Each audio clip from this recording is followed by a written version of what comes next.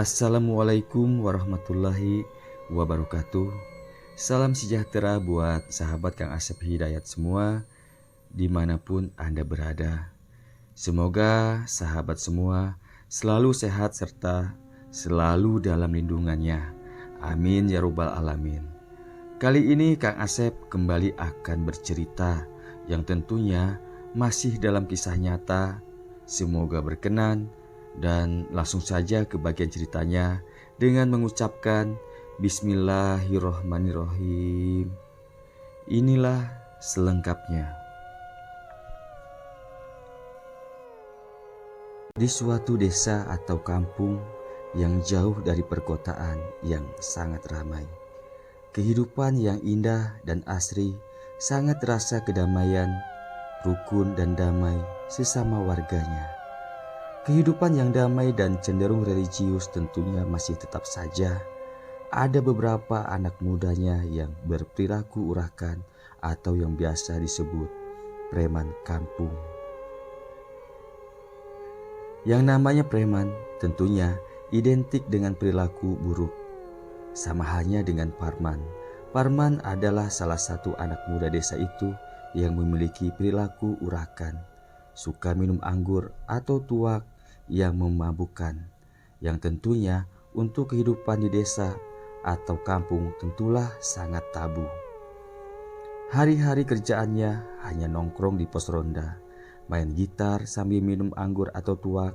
Terkadang orang tuanya merasa malu dan sedih dengan sikap Parman. Namun Parman seakan tak peduli, yang penting ia senang.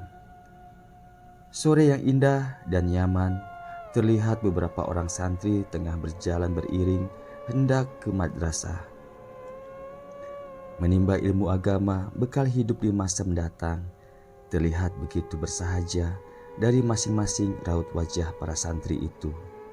Saat itu para santri berjalan dan melewati pos ronda di mana biasa Parman nongkrong. Dan saat itu Parman memang tengah berada di pos tersebut dengan beberapa teman lainnya. "Hei, mau kemana kalian?" Parman bertanya ke rombongan santri itu dengan sikap congkaknya. Sebenarnya saat itu para santri malas menjawabnya, apalagi dengan cara dan sikap yang tentunya tidak baik. Namun para santri tetap menjawab dengan baik dan senyum ramah. "Kami mau ke madrasah mas, mau mengaji," jawab salah seorang dari santri itu. "Ngapain kalian capek-capek mengaji? Bagusan nongkrong di sini. Kalian ini bodoh.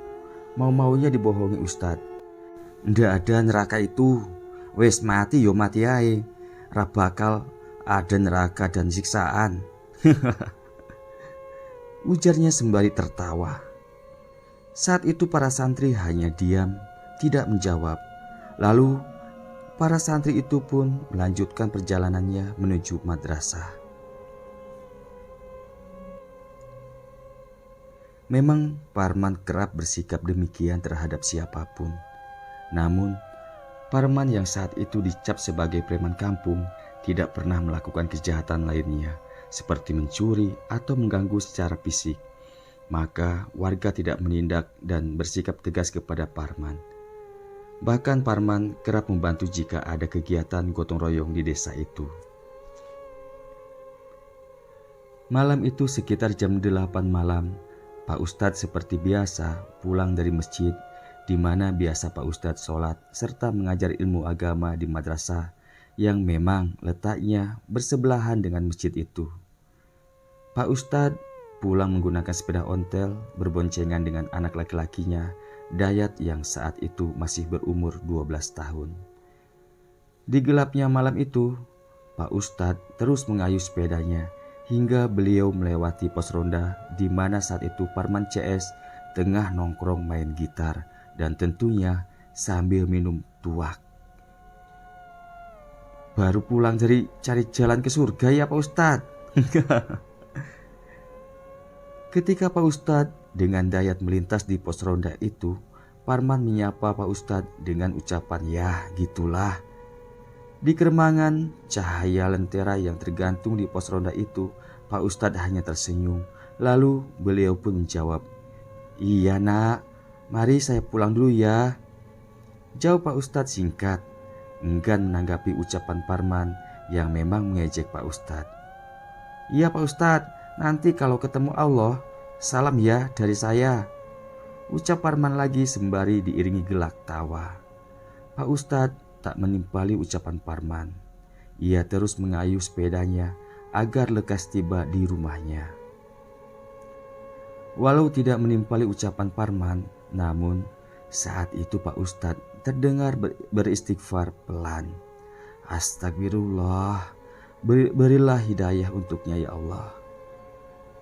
Setibanya di rumah, Pak Ustadz langsung memarkirkan sepedanya di samping rumah. Kemudian Pak Ustadz dan Dayat pun masuk ke dalam rumah. Sepulang dari masjid, Pak Ustadz makan bersama dengan keluarganya karena memang mereka belum makan malam. Di saat tengah makan, tiba-tiba saja terdengar suara ketukan di pintu depan, berulang sebanyak 2 kali ketukan. Sejenak Pak Ustadz menghentikan makannya, seakan tengah memastikan apa yang ia dengar. Kembali ketukan itu terdengar, namun tidaklah dibarengi salam. Seperti biasa, warga desa berkunjung ke rumah orang, selalu mengetuk pintu dan dibarengi salam. Dan kali ini hanya ketukan saja. "Siapa ya Pak? Kok ada yang ngetuk pintu tapi gak ngucapin salam?" tanya Umi ke Pak Ustadz seraya beranjak dari duduknya hendak membuka pintu depan. "Udah, diam saja Mi." Belum Umi melangkah, Pak Ustadz melarang Umi untuk membuka pintu itu. Umi pun kembali duduk dengan raut wajah terlihat penasaran. Kenapa Pak Ustadz melarangnya membuka pintu? "Udah, tunggu saja sebentar lagi tamu yang sebenarnya datang. Dan bukalah pintunya," ucap Pak Ustadz sembari meneruskan makannya. Baru saja keluarga Pak Ustadz selesai makan malam, dan saat itu Umi langsung membereskan piring. Tiba-tiba saja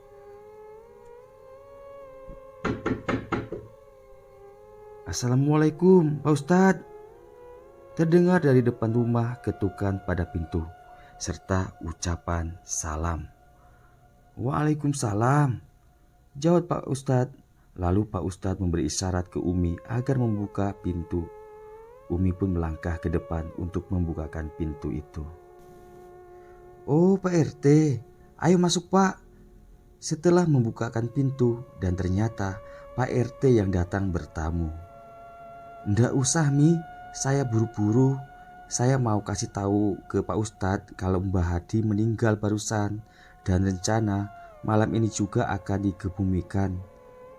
Demikian ujar Pak RT ke Umi. "Innalillahi wa inna ilaihi roji'un," ucap Umi sedikit terkejut. "Ya udah Mi, saya pamit pulang dan sampaikan ke Pak Ustadz ya Mi, minta tolong untuk memandikan jenazah." Lalu Pak RT pun pamitan dan berlalu pergi.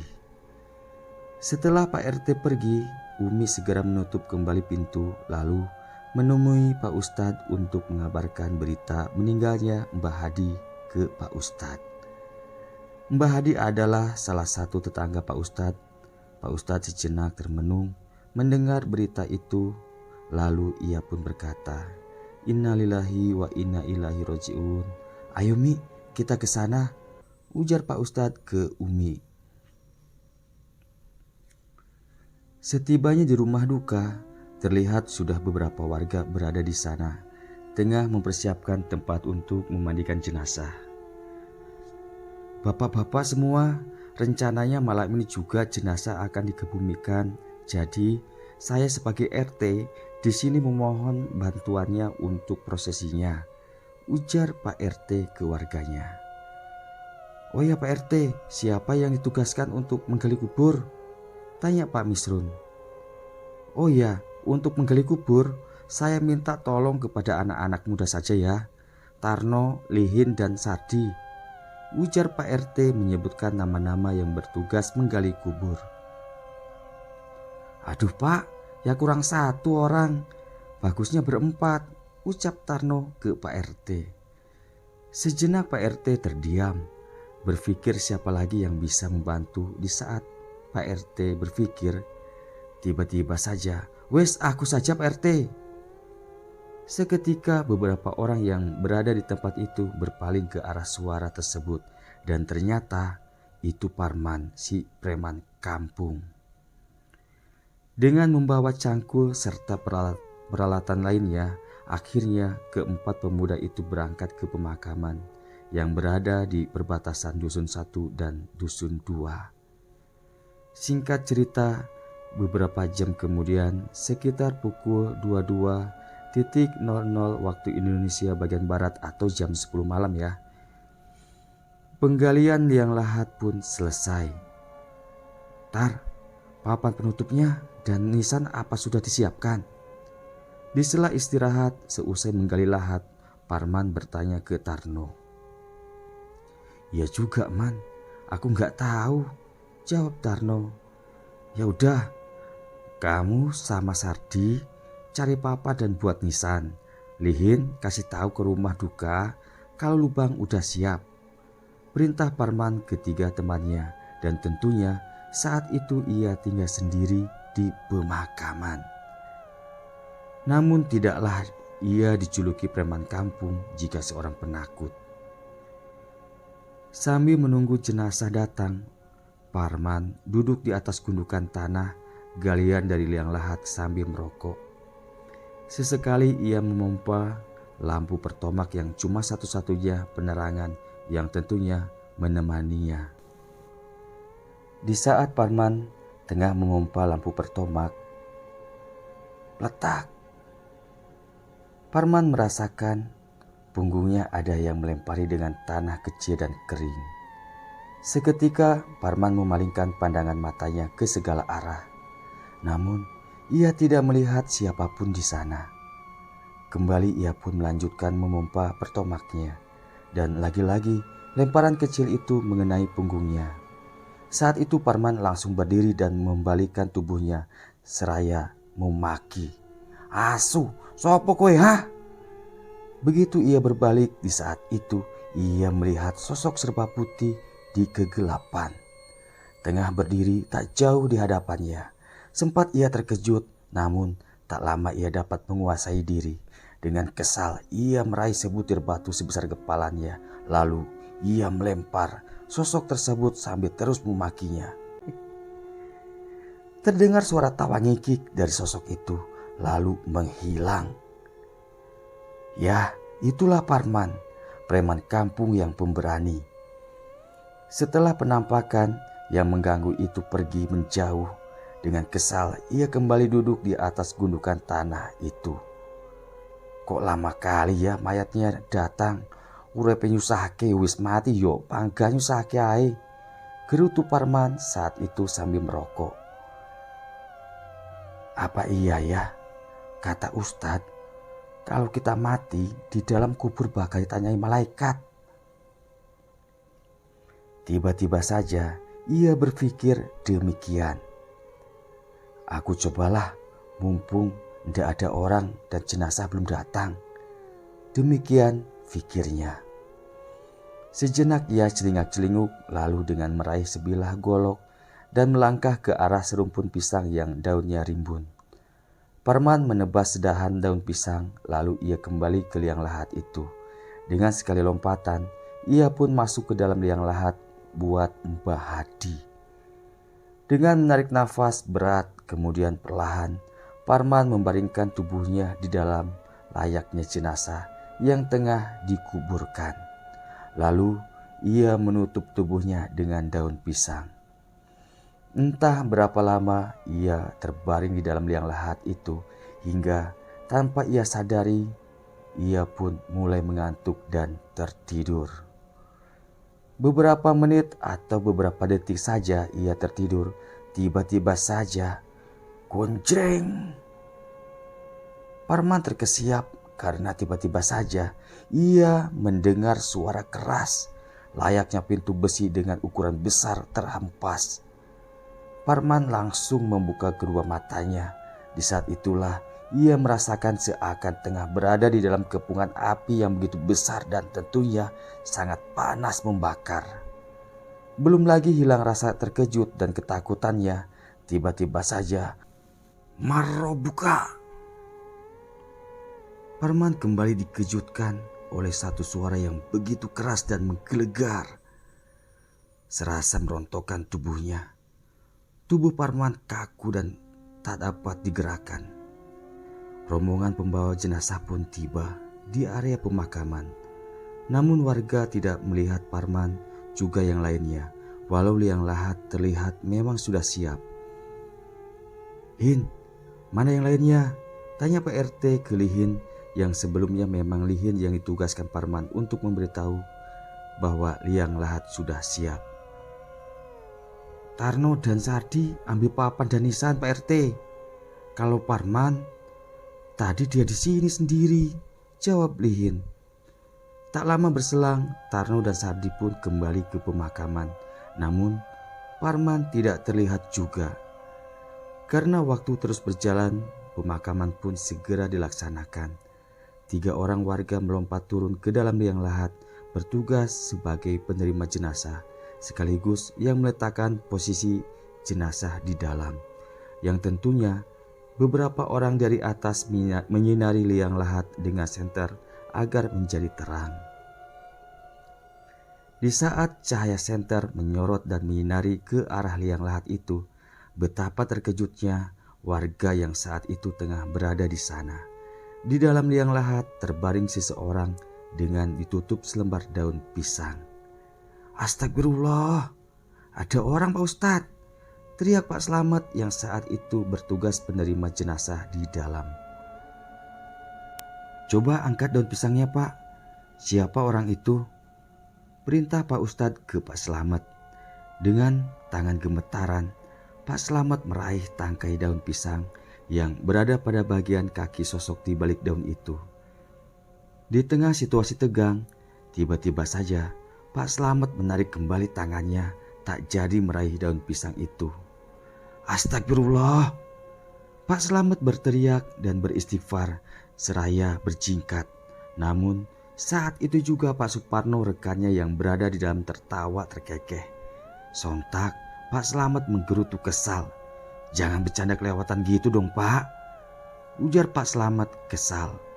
Ternyata Pak Slamet berteriak tadi karena terkejut. Pinggulnya dicolek oleh Pak Suparno di saat tangannya menggigil. Pak Slamet hendak meraih dan membuka daun pisang penutup seseorang yang tengah terbaring di dalam liang lahat, yang sebenarnya untuk Mbah Hadi. Kemudian Pak Suparno mengambil alih yang membuka daun pisang itu karena Pak Slamet merajuk, dan ternyata seseorang yang terbaring dan ditutup daun pisang itu Parman. Sontak semua warga yang berada di pemakaman terkejut melihat Parman terbaring dengan tubuh kaku serta kedua matanya melotot terbelalak. Pak Slamet dan Pak Suparno segera mengangkat dan mengeluarkan tubuh Parman. Setelah di atas, Parman diletakkan di gazebo yang berada di area pemakaman yang dibangun warga untuk meletakkan keranda jenazah. Saat itu perhatian warga terbagi jadi 2, meneruskan proses pemakaman Mbah Hadi dan mengurusi Parman. Singkat cerita, pemakaman Mbah Hadi selesai yang ditutup doa. Setelah pemakaman Mbah Hadi selesai, kemudian Pak Ustadz mendekati Parman yang terlihat belum sadarkan diri itu. "Tolong minta air putih segelas," ujar Pak Ustadz, dan tak lama berselang seorang warga menyerahkan air yang diminta Pak Ustadz. Lalu Pak Ustadz mendekatkan bibir gelas yang berisikan air putih ke bibirnya. Pak Ustadz berkomat kamit, mungkin berdoa. Setelah selesai, lalu Pak Ustadz menyapukan air itu ke wajahnya Parman dan diminumkan.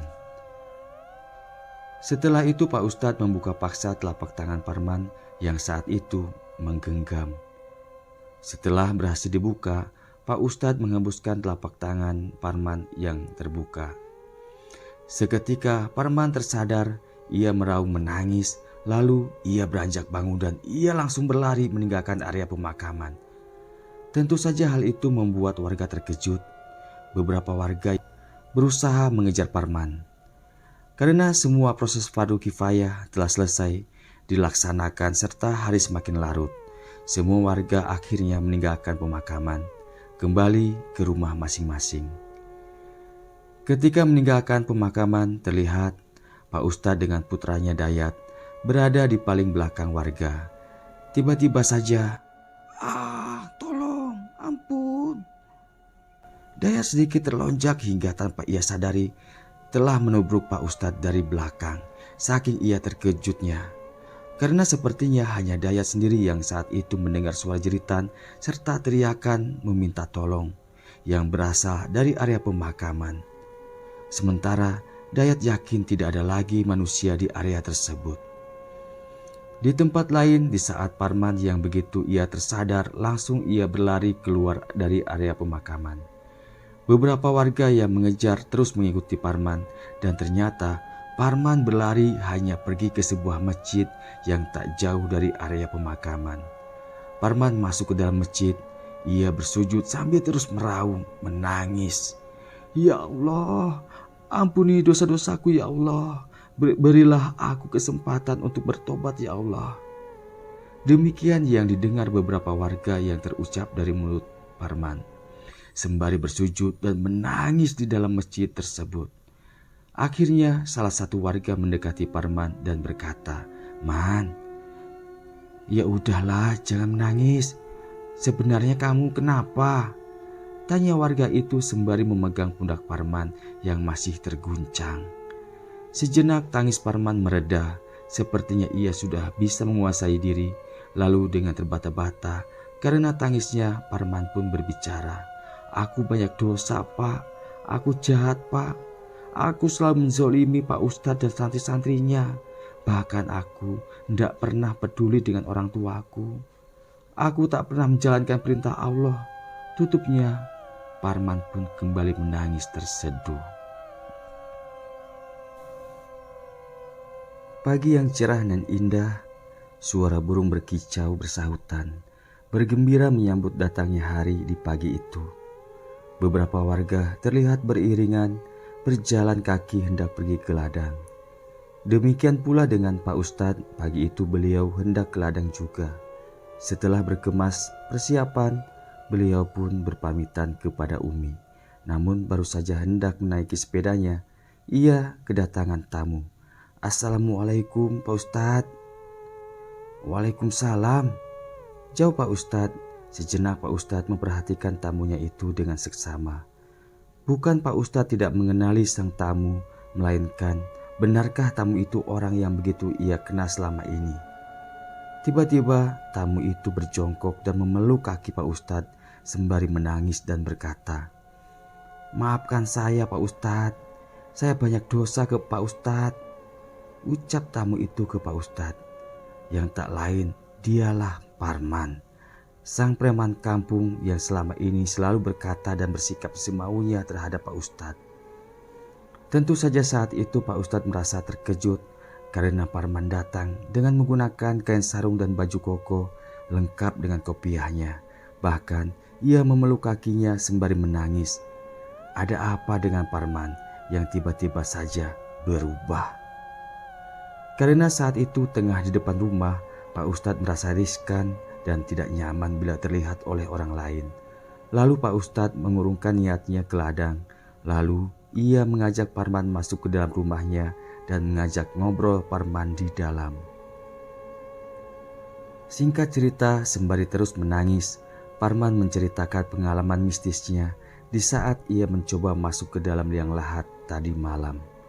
Karena itulah ia memutuskan untuk bertobat. Bahkan saat itu ia datang menemui Pak Ustadz. Selain untuk meminta maaf, Parman berniat mengabdikan diri ke Pak Ustadz sebagai santri. Parman ingin belajar ilmu agama karena ia tahu benar-benar mengerikan ajab Allah yang telah diperlihatkan kepadanya. Tentunya hal itu sangat membuat Pak Ustadz senang. Berulang beliau berucap syukur kepada Allah atas segala kuasanya, memutarbalikkan hati seseorang atau biasa yang disebut dengan hidayah. Keteguhan hati Parman yang bertobat nasuha sangatlah luar biasa. Nyaris semua warga desa kagum kepadanya, bukan saja dari ibadah serta belajar ilmu agamanya saja, melainkan dari sikap berbicara hingga perilaku sangat berbalik jauh dari perilaku sebelumnya. Kini ia sangat santun serta tidak banyak bicara. 6 bulan kemudian, dalam kurun waktu yang relatif singkat, Parman, sang mantan preman kampung, semakin menunjukkan perkembangan baiknya, bahkan di atas rata-rata dari kemampuan daya tangkap belajarnya orang dewasa. Pak Ustadz sangat bangga kepadanya. Disitulah bentuk kekuasaan Allah atas hambanya.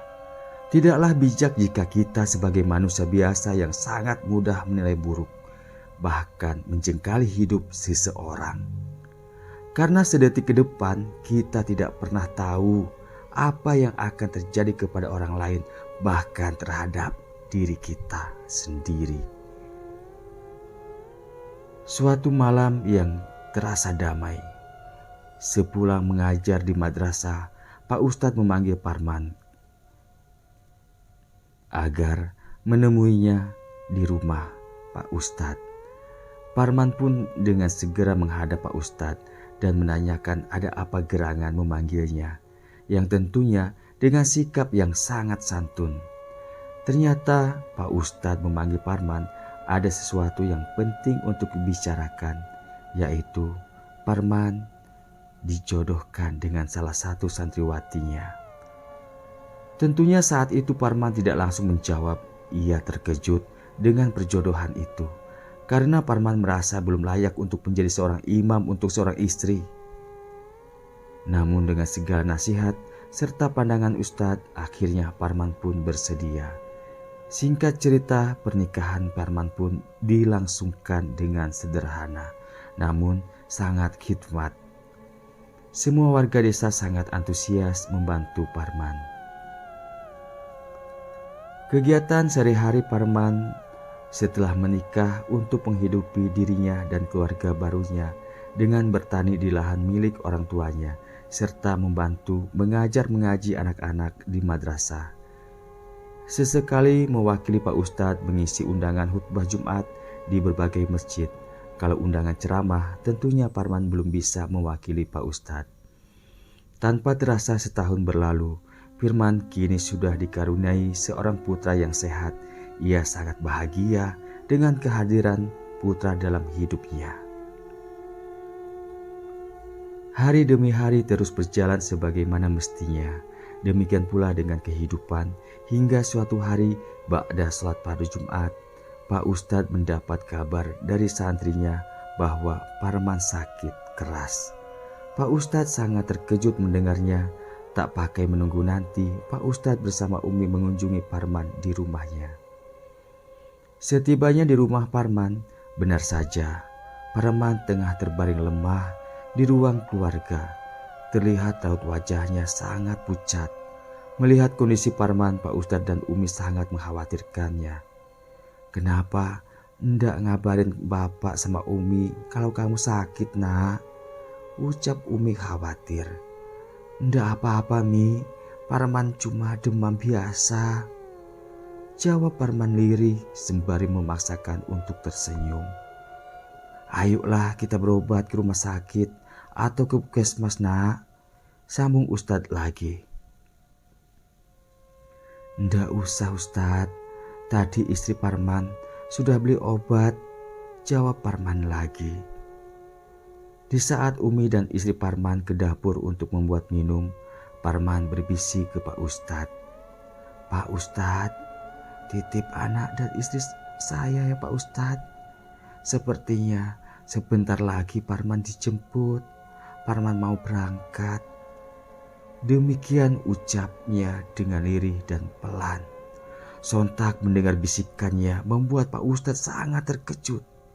"Istighfar, Nak, jangan putus asa ya. Kamu harus semangat," ucap Pak Ustadz sembari mengusap kepala Parman dengan lembut. Terlihat bening air mata mulai menetes dari sudut mata Pak Ustadz. Iya, Pak Ustadz memang sangat menyayangi santrinya itu. Parman tersenyum dengan tatapan sangat lembut ke Pak Ustadz. Lalu ia kembali berkata, "Terima kasih ya Pak Ustadz.